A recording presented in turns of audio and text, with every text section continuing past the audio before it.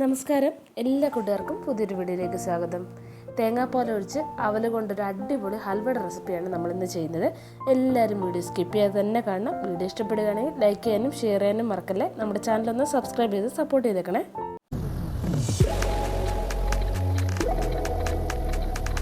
ഞാനിവിടെ ഒരു പാനിലേക്ക് 1.5 കപ്പ് അവലെടുത്തിട്ടുണ്ട്. അപ്പോൾ മീഡിയം ഫ്ലെയിമിലിട്ട് ഒരു 2 മിനിറ്റ് ഒന്ന് റോസ്റ്റ് ചെയ്തെടുക്കണം. ഹൈ ഫ്ലെയിമിലിടരുത്. 2 മിനിറ്റ് കഴിയുമ്പോൾ ഈ അവൽ ചെറുതായിട്ടൊന്ന് ചുരുങ്ങി വരുന്നത് കാണാം. എന്നിട്ട് കൈകൊണ്ടൊന്ന് ഇതുപോലെ ഒന്ന് പൊടിച്ച് നോക്കണം.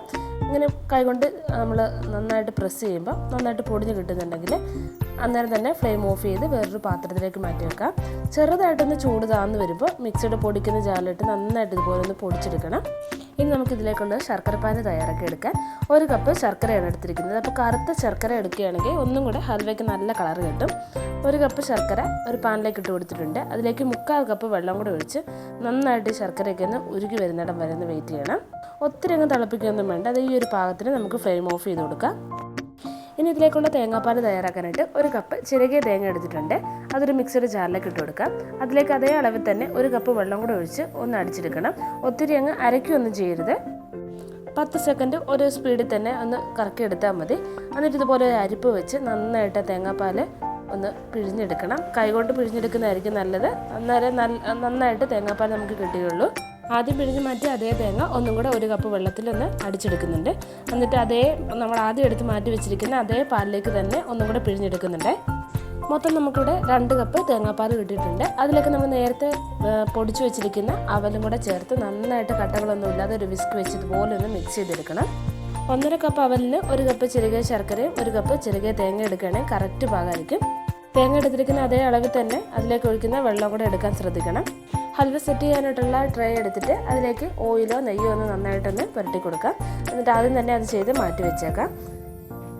ഇനി നമ്മൾ മിക്സ് ചെയ്ത് വെച്ചിരിക്കുന്ന അവലും തേങ്ങാപ്പാലും കൂടെ ഉള്ള ആ മിക്സ് ഒരു പാനിലേക്ക് ഒഴിച്ച് ഞാൻ ഹൈ ഫ്ലെയിമിൽ തന്നെയാണ് ചെയ്തെടുക്കുന്നത്. കൈ എടുക്കാതെ തന്നെ നന്നായിട്ട് ഇളക്കിക്കൊണ്ടിരിക്കണം. അപ്പോൾ കുറച്ച് സമയം പിടിക്കുന്ന ഒരു പ്രോസസ്സാണിത്. നന്നായിട്ട് ഇളക്കിക്കൊണ്ടിരിക്കണം. ഇതുപോലെ തിളച്ച് ചെറുതായിട്ടൊന്ന് കുറുകി വന്ന സമയത്ത് അതിലേക്ക് നമ്മൾ അരിച്ച് മാറ്റി വെച്ചിരിക്കുന്ന ശർക്കരപ്പാനിയും കൂടെ ഒഴിച്ച് നന്നായിട്ട് മിക്സ് ചെയ്തുകൊണ്ടിരിക്കാം. ഞാനിത് ഏകദേശം ഒരു 25-30 മിനിറ്റോളം നന്നായിട്ട് ഇതുപോലെ കൈയെടുക്കാതെ ഇളക്കി ചെയ്ത് എടുത്താണ്. അപ്പോൾ എത്രത്തോളം സമയം എടുക്കുന്നോ അത്രത്തോളം ഹൽവ പെർഫെക്റ്റ് ആവും. നല്ല കട്ടിയായിട്ട് തന്നെ നമുക്ക് കിട്ടുകയും ചെയ്യും. എന്താ നന്നായിട്ട് ശർക്കരപ്പാനിയൊക്കെ ഒഴിച്ച് നന്നായിട്ട് കുറുകി വന്നിട്ടുണ്ട്. ഹൈ ഫ്ലെയിമിൽ തന്നെ വെച്ച് ചെയ്യുകയാണെങ്കിൽ കുഴപ്പമൊന്നുമില്ല. ഇതുപോലെ ഇളക്കിക്കൊണ്ടിരുന്നാൽ മതി. ഇനി 3/4 ടീസ്പൂൺ ഏലക്ക പൊടിച്ചതും കൂടെ ചേർത്ത് കൊടുക്കുന്നുണ്ട്. അപ്പോൾ പഞ്ചസാരയും കൂടെ കൂട്ടി പൊടിച്ചാണ്, അതാണ് 3/4 ടീസ്പൂൺ ഇട്ട് കൊടുത്തത്. നന്നായിട്ട് അതിന് ഒരു ഫ്ലേവറിന് വേണ്ടിയിട്ട് നന്നായിട്ടൊന്ന് മിക്സ് ചെയ്യാം. കുറച്ച് ചോപ്പ് ചെയ്ത് കാഷ്യൂനട്ടും കൂടെ ഇട്ട് ഒന്നുകൂടെ ഒന്ന് മിക്സ് ചെയ്ത് കൊടുക്കുന്നുണ്ട്.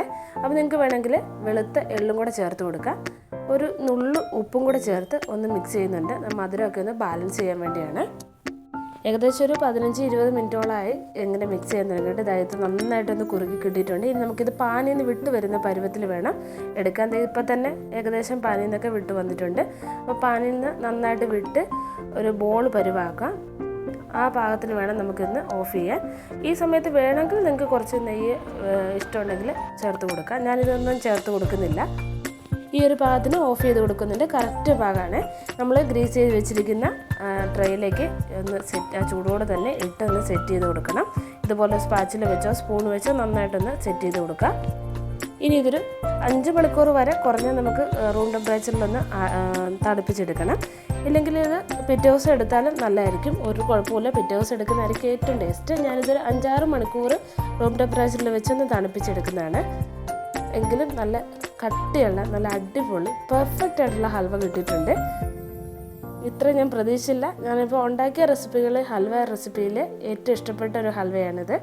നല്ല ടേസ്റ്റിയാണ്. തീർച്ചയായിട്ടും എല്ലാവരും ഒന്ന് ട്രൈ ചെയ്ത് നോക്കണം. കുറച്ചും കൂടെ പെർഫെക്ഷനോടെ കിട്ടിയ ഹൽവ ഇതാണ്. എല്ലാവർക്കും ഇഷ്ടപ്പെടുന്ന ഒരു ഐറ്റം കൂടെയാണ്. നല്ല കറുത്ത കളറിൽ ഹൽവ കിട്ടിയിട്ടുമുണ്ട്. അപ്പോൾ നമ്മൾ എടുക്കുന്ന ശർക്കരയുടെ കളറ് പോലെ ഇരിക്കും ഹൽവയുടെ കളറ്.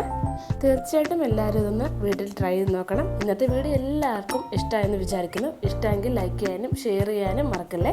നമ്മുടെ ചാനൽ ആദ്യമായിട്ടാണ് കാണുന്നതെങ്കിൽ സബ്സ്ക്രൈബ് ചെയ്യുന്നത് സപ്പോർട്ട് ചെയ്തേക്കണേ. തൊട്ടടുത്തുള്ള ബെൽ ബട്ടൺ പ്രസ് ചെയ്ത് ഓളും കൂടെ പ്രസ് ചെയ്യാൻ മറക്കല്ലേ. അടുത്തൊരു അടിപൊളി റെസിപ്പി ആയിട്ട് വീണ്ടും കാണാം. Thank you for watching.